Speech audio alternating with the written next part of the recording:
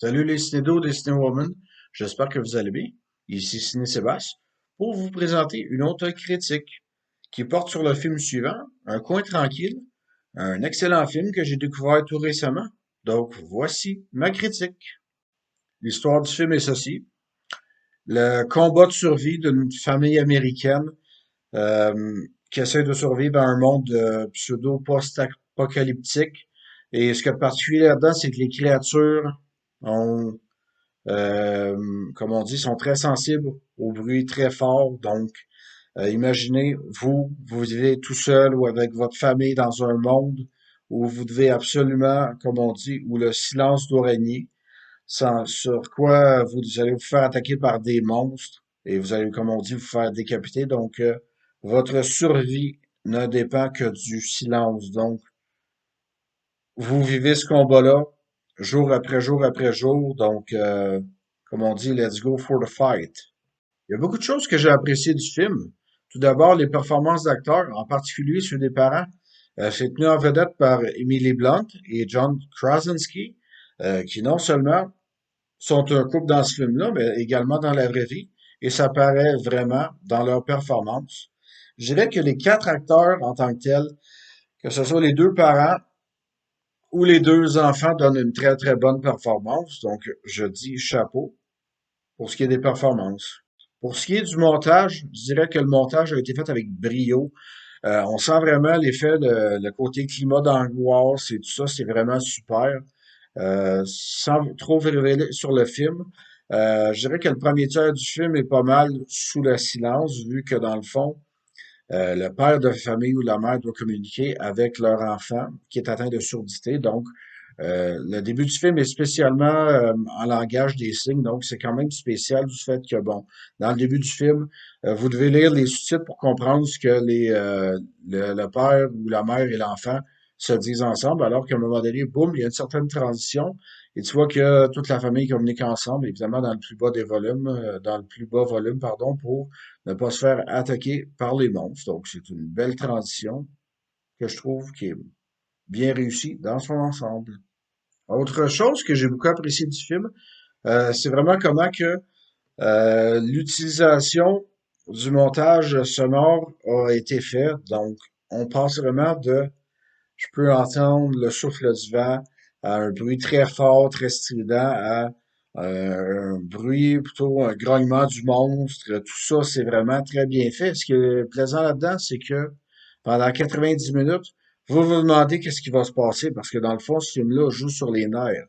Oui, c'est dans la catégorie horreur, mais je l'appellerais, disons plutôt un très bon suspense, un très bon thriller, parce que c'est 90 minutes straight du point A au point B. Vous n'allez pas avoir de temps de vous ennuyer. Croyez-moi, c'est un très bon film et vous ne serez pas déçus par la proposition. Une autre bonne chose au film, le coût du film. Seulement que 17 millions de dollars pour un film qui est distribué par la Paramount Pictures. Donc, très beau travail. Moi, je trouve ça super de voir des concepts qui sortent de l'ordinaire dans ce genre-là. Donc, et croyez-moi, oui, j'ai hâte de voir la suite. Oui, je sais que la suite a été repoussée à cause de la pandémie, mais croyez-moi, je suis sûr que ça va en vouloir la peine. Sans trop en révéler, de la façon que le film se termine, tu sens vraiment que il va se passer d'autres choses, où on va rencontrer plus de monde, on va vraiment entrer dans le feu de l'action. Et ça va vraiment être super. Donc, très, très hâte de voir la suite.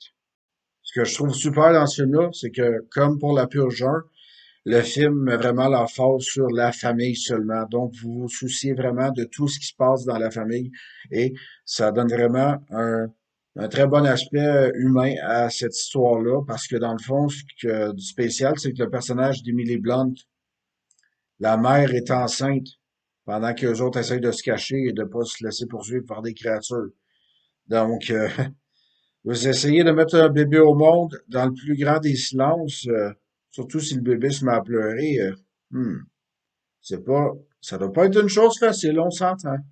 Passons maintenant au point que j'ai moins aimé.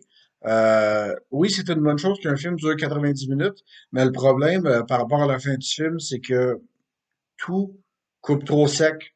Genre, il arrive une action, boum, le film est terminé. On se dit quoi?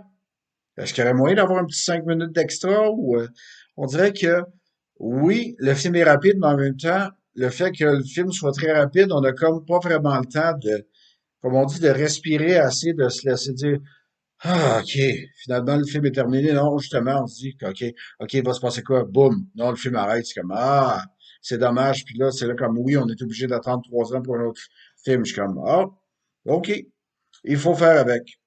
Et l'autre point que j'ai moins aimé, n'ayant pu bénéficier d'un système de son du genre Dolby Atmos ou DTS:X, ben, en tout cas un système de cinéma maison, j'ai pas pu apprécier le côté sonore ou plutôt l'impact sonore du film à sa juste valeur. Donc, si vous écoutez ce film-là avec vos deux haut-parleurs de télévision, croyez-moi, vous allez avoir une expérience différente. Sinon, le film en tant que tel est très bon. Donc, voici maintenant mon avis final sur ce film. Pour ce qui est du point final, je dirais ceci. Un scénario super bon, de très bons interprètes, un mixage sonore excellent, 90 minutes de feu roulant d'action. Vous allez vraiment vous soucier de cette famille qui veut sortir de cet enfer-là. Oui, il va y avoir une suite, mais ça fait partie de la game, on est à Hollywood. Moi, je donnerais au moins une très bonne note de 7,5 sur 10. Ne manquez pas ce film-là. Vous ne serez pas déçus. Donc, Emily Blunt, très beau boulot. John Krasinski, je crois que c'est ta première réalisation. Un excellent travail pour un budget de 17 millions. Donc, mesdames et messieurs, je vous recommande fortement Un coin tranquille.